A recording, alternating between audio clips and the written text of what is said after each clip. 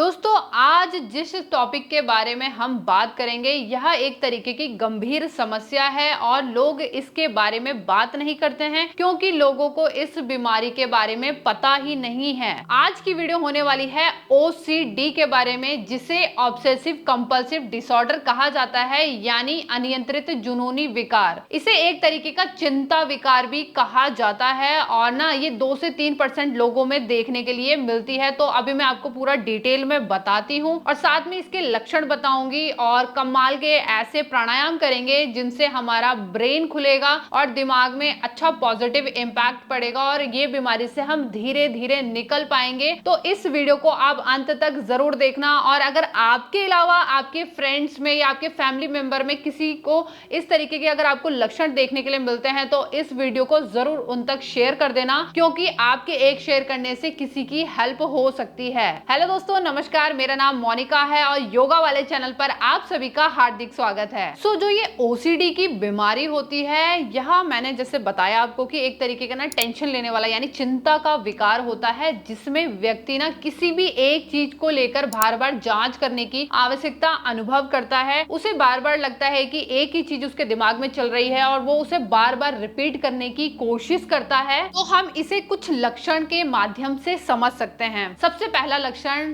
बार बार उस व्यक्ति को हाथ धोने की इच्छा करेगी। थोड़ी थोड़ी देर में हाथ धोएगा, उसे लगेगा कि उसके हाथ में गंदगी लगी हुई है या फिर फालतू के दिमाग में विचार चलते रहेंगे। साथ में बार बार ब्रश करना, नहाना, इस तरीके की एक्टिविटी अगर वो रिपीट कर रहा है तो उसे OCD की समस्या हो सकती है। दूसरा, शरीर में गंदगी या फिर कीटाणुओं के प्रति अति संवेदनशील यानी ओवर सेंसिटिव होना, बार बार ऐसा महसूस करना कि उसको शरीर से दुर्गंध महसूस हो रही है या फिर उसका शरीर उसे गंदा फील होता है, तो ऐसी कंडीशन में OCD उसको हो सकता है। तीसरा, मन में बुरे विचार बार बार आना और या किसी काम को करने में बार बार उन्हें ऐसा लगता है शर्मिंदगी महसूस हो रही है और ऐसा अनुभव करते हैं कि वो कुछ गलत कर रहे हैं। तो ऐसा अगर आपकी मानसिक स्थिति में चेंजेस आ रहे हैं तो हो सकता है कि आपको OCD की समस्या है। चौथा, आपने खाना बना लिया है या फिर गैस में कोई काम करा है और उसके बाद ना आप फ्री होके बैठ गए हो और दिमाग में आपके ऐसा चल रहा है कि कहीं मैंने गैस खुली तो नहीं छोड़ दी, और बार बार ऐसी चीज आपके दिमाग में अगर रिपीटली आ रही है तो ये भी OCD का कारण हो सकता है। पांचवा लक्षण है कि अगर आप घर से बाहर जा रहे हैं, आपने घर को लॉक कर दिया है, लेकिन आपके दिमाग में ये विचार कॉन्टिन्यूसली आ रहे हैं कि कहीं मैंने ताला खुला तो नहीं छोड़ दिया है, और ऐसे अगर बार बार दिमाग में विचार आते हैं तो कहीं ना कहीं ये भी OCD की ही परेशानी है। छठा लक्षण है कि आपको बार बार किसी भी चीज के ऊपर ना गिल्ट महसूस होगा और ऐसा लगेगा कि आपको ना माफी मांगने की आवश्यकता पड़ रही है। तो इस तरीके की एक्टिविटी बिल्कुल भी नॉर्मल यानी सामान्य नहीं होती है। अगर आपको ऐसी समस्या हो रही है तो अब मैं आपको कुछ ऐसे प्राणायाम बताऊंगी जो कि सीधे हमारे मन को, हमारे मानसिक तनाव को दूर करने में हेल्प करेगा और मेंटली जो ब्रेन है उसको एक्टिवेट करेगा और धीरे धीरे जो आपकी बॉडी में जो केमिकल्स हैं जो कि डाउन लेवल पे चले गए हैं, उनको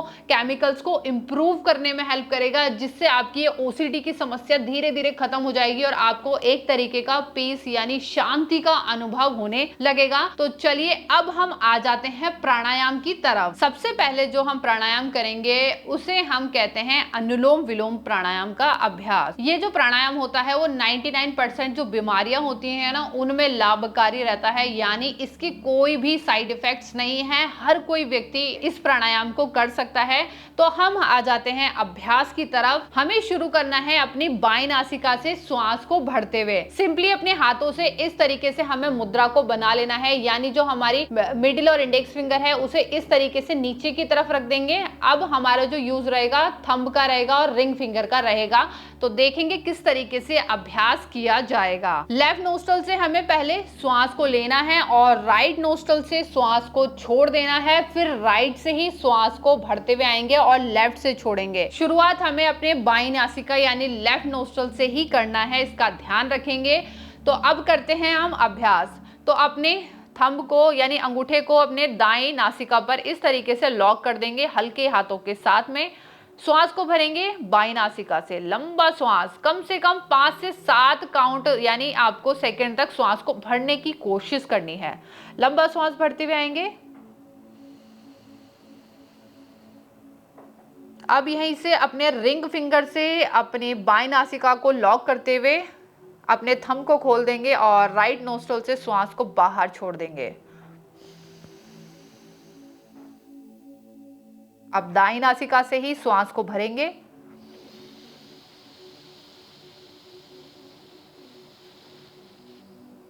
बिल्कुल लंबा गहरा श्वास भरना है। अब बाईं नासिका से श्वास को छोड़ देंगे। अब बाईं से ही श्वास लेंगे दोबारा।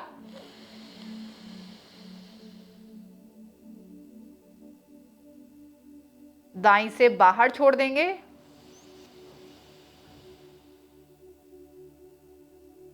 रिलैक्स करेंगे। बहुत ही सिंपल अभ्यास है। बाईं नासिका से श्वास को लेना है और दाईं नासिका से श्वास को छोड़ देना है। फिर दाईं नासिका से श्वास लेते हुए बाईं से छोड़ देना है और फिर बाईं से लेना है। सिंपल है, यानी जहां से हम श्वास को छोड़ रहे हैं दोबारा श्वास को वहीं से ही भरते हुए अंदर की तरफ लेकर आना है। लेकिन शुरू हमेशा बाएं नोस्ट्रल से होगा, यानी बाईं नासिका से होगा। इसका आपको ध्यान रखना है और कम से कम आपको एक अभ्यास 2 से 3 मिनट तक करना है और इसी तरीके से इस अभ्यास को आप 5 बार रिपीट करते हुए आएंगे। और अगर आपको प्राणायाम के दौरान यानी अभ्यास के दौरान बैठने में इस तरीके से सुखासन में डिफिकल्टी आती है तो आप आराम से अपने बेड पर या फिर सोफे पर बैठकर भी कर सकते हैं। अब आते हैं हम दूसरे प्राणायाम की तरफ, जिसे हम बोलते हैं शीतली प्राणायाम का अभ्यास। शीतली प्राणायाम हमारे शरीर को ठंडक देता है, हमारे मन को भी बहुत शांत रखने में हेल्प करता है, बॉडी को भी रिलैक्स करने में हेल्प करता है। बहुत सिंपल अभ्यास है। इसको हम कुंभक के साथ करेंगे, यानी श्वास को रोकते हुए करेंगे, तभी इसके हमें सही और अच्छे बेनिफिट्स देखने के लिए मिलेंगे। अब करते हैं शुरू अभ्यास। सिंपली हमें बैठ जाना है कमर गर्दन सीधे रखते हुए। सभी प्राणायाम के दौरान आपको कमर गर्दन बिल्कुल सीधी रखनी है, इसका आपको खुद से ही ध्यान रखना होगा। जीभ को निकालेंगे बाहर और दोनों तरफ से फोल्ड कर देंगे। जिस तरीके से एक स्ट्रॉ होता है ना, जिससे हम कोई जूस वगैरह पीते हैं, उसी तरीके से अपनी जीभ को बना लेना है और श्वास को लंबा खींचते हुए अपनी जीभ से लेके जाना है, जिसके दौरान आप जीभ में ठंडक महसूस करोगे। मुंह बंद करते हुए चिन लॉक कर देना है और श्वास को रोक लेंगे अंदर 10 सेकंड तक। 10 सेकंड आपको मिनिमम कम से कम रोकना है और अपनी कैपेसिटी के हिसाब से अगर आपको लगता है आप 20 सेकंड तक भी रोक सकते हैं तो बहुत बेस्ट रहेगा। तो जितना आपकी कैपेबिलिटी है आप उस हिसाब से जरूर रोकना और उसके बाद नोस्ट्रल से श्वास को छोड़ देना। तो अब देखेंगे अभ्यास किस तरीके से किया जाएगा। कमर गर्दन सीधी, जीभ निकालेंगे बाहर, फोल्ड करेंगे,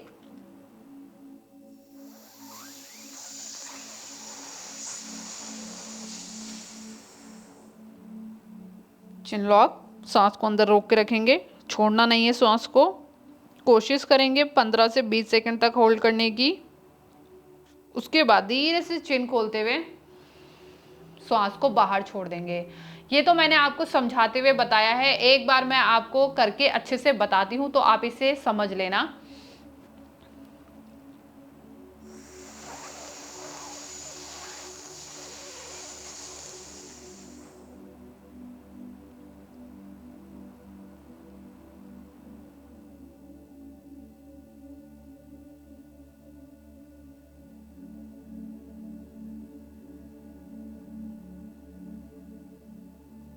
चिन को खोलते हुए नाक से श्वास को बाहर छोड़ देंगे। बहुत सिंपल है। जीभ से श्वास को लेना है, उसके बाद श्वास को अंदर रोक के रखेंगे।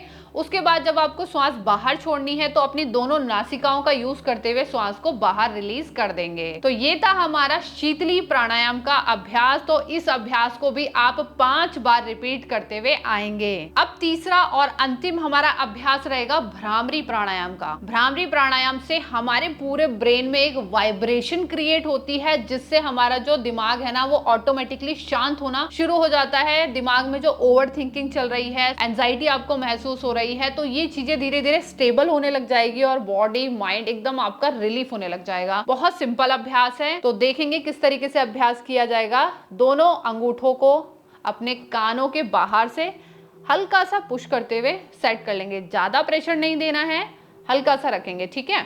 अब बाकी उंगलियां अपने आंखों पर हल्के हाथों के साथ रखेंगे। प्रेशर नहीं देना है आंखों में, जस्ट इस तरीके से लॉक करके रखना है, दैट्स इट। उसके बाद श्वास को भरना है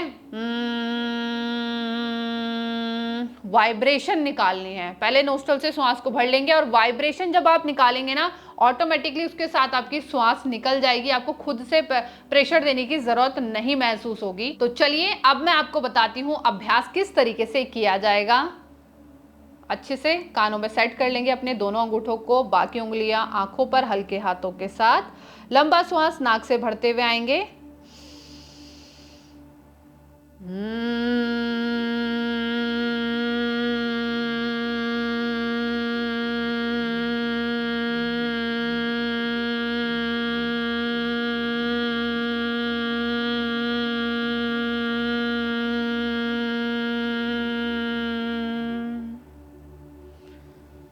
इसके बाद धीरे से अपनी हथेलियों को रब करते हुए, यानी गर्माहट के साथ आपको घर्षण करना है दोनों हाथों के बीच में। फिर धीरे से अपनी दोनों हथेलियों को अपनी आंखों पर रखेंगे और फिर आंखों को खोलते हुए आएंगे। तो ये अभ्यास था हमारा भ्रामरी प्राणायाम का। तो इसे भी आप 5 बार रिपीट करते हुए आएंगे और जब आपका 5वीं बार कंप्लीट हो जाएगा उसके बाद ही आपको हाथों का घर्षण करते हुए आंखों पर अप्लाई करना है, फिर आंखों को खोलना है। तो उसके बाद आपको बहुत ही अच्छा और रिलीफ महसूस होगा। तो दोस्तों ये थे हमारे कमाल के कुछ ऐसे प्राणायाम जो कि ओसीडी की समस्या के लिए बहुत ही ज्यादा बेस्ट हैं। तो आज की वीडियो आपको कैसी लगी है कमेंट्स करके ज़रूर बताना, और ऐसे ही अपना प्यार और सपोर्ट बनाए रखना। और हेल्थ से रिलेटेड आपको किसी भी तरीके के क्वेश्चंस करने हैं तो आप मुझे मैसेज कर सकते हैं नीचे इंस्टाग्राम आईडी पर, सो दैट वहां पर मैं आपके क्वेश्चंस का आंसर इजीली दे पाऊंगी। तो अभी के लिए नमस्कार, जल्दी मिलते हैं अगली वीडियो के साथ में।